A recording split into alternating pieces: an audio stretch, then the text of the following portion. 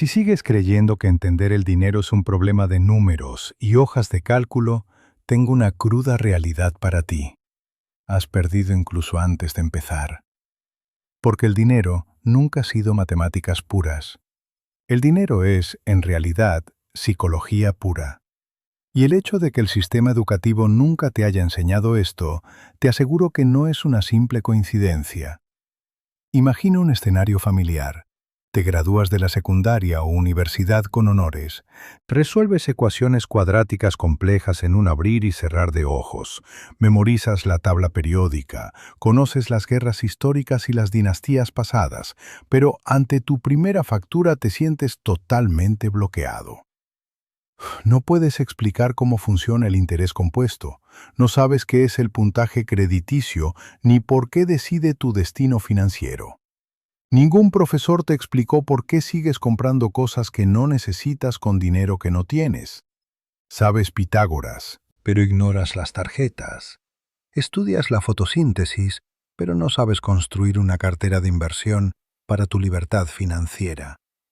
Bienvenido a una realidad diseñada sistemáticamente. Los planificadores educativos justifican no enseñar psicología del dinero porque el currículo está sobrecargado. Culpan a los exámenes estandarizados y presupuestos limitados. Suena lógico y objetivo, ¿verdad? Pero es solo la versión que quieren que creas. This is a mindset revolution for those tired of living a small financial life. Part 1. The psychology behind frugal poison. Why do we love saving so much? Neuroscience has the answer. When you see a 30% discount, your brain releases dopamine. You think, I just saved 30%. But the reality is you just spent 70%. Your brain celebrates a fake victory. This dopamine hit makes you addicted to small wins. You feel in control, like a smart consumer, while ignoring the giant elephants. Take opportunity cost. If you earn $50 an hour, but spend 3 hours driving to save $15 on cheap groceries, logically, you think you won. Economically, you lost $135 in opportunity cost. You traded time for mere loose change. This trap is dangerous because it gives a false sense of productivity. You are busy, but you are not being effective at all. You are optimizing for a low-cost life instead of a high-value life. Part 2. Classic mistakes of extreme frugal thinking. To understand better, let's look at 3 typical examples of being penny-wise and pound-foolish that many people often commit. 1. The cheap shoe trap. You buy $40 shoes because they're cheap. They break in 6 months and hurt your feet constantly. Your friend buys high-quality shoes for $120 that last 5 years. You spent $400 on 10 bad pairs. You lost 3 times more money and dozens of hours shopping. The rich buy durability. The poor buy what is merely cheap. 2. The convenience penalty. Many refuse delivery or cleaning services as luxury. They spend 15 hours weekly doing chores to save money. If they use that time to learn coding or sales, raising their hourly rate, the long-term profit would be absolutely infinite.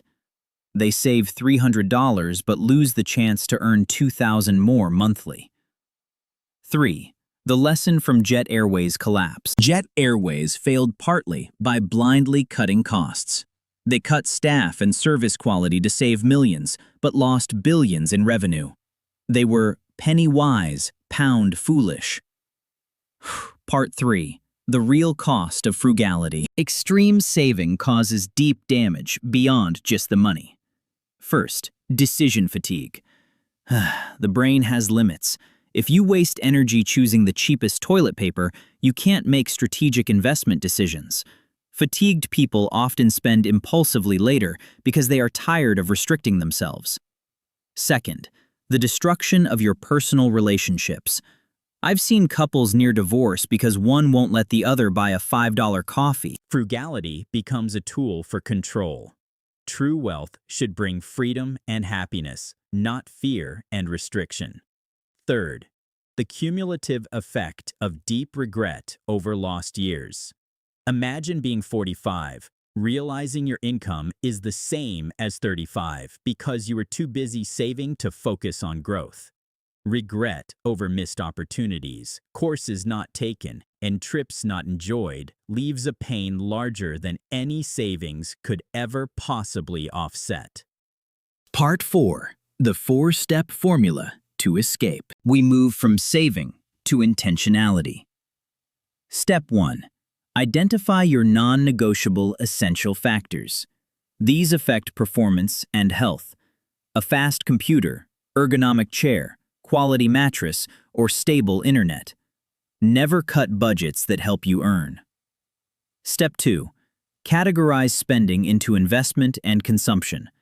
Investment is anything that multiplies your money or time, like education or tools. Be generous if the ROI is positive. Spend $2,000 on a course to earn $15,000 more.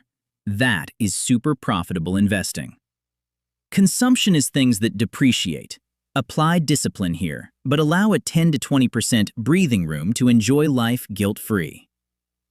Step 3. Focus absolutely on income growth. Savings have a ceiling, but income is limitless. You can only cut spending so far. Instead of hunting coupons for 5 hours, build a second income, negotiate your salary, or build a personal brand for yourself. A monthly raise invested creates more wealth than any pinching. Step 4. Invest the savings. Don't let money sit in low-interest accounts.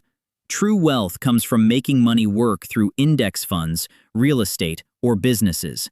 Money must be multiplied, not just accumulated. Part 5. Scarcity versus abundance mindset. The final thing separating the truly rich from those who just don't spend is mindset. Scarcity mindset sees money as something to guard. They live in fear of spending, losing, or risk, making them small and safe. Abundance mindset sees money as a tool for options. They ask, where can I create value? And how do I upgrade earning? Strangely, abundance thinkers spend less on fluff because they are too focused on building value to care about temporary, fleeting pleasures. Benjamin Franklin said, "The bitterness of poor quality remains long after the sweetness of low price is forgotten." Let's rephrase that. The regret of missed opportunities will haunt you long after the satisfaction of saving a few cents has completely vanished away. Conclusion and action. If you recognize yourself as Sophia, remember you aren't alone. Millions are trapped in extreme frugality and stress.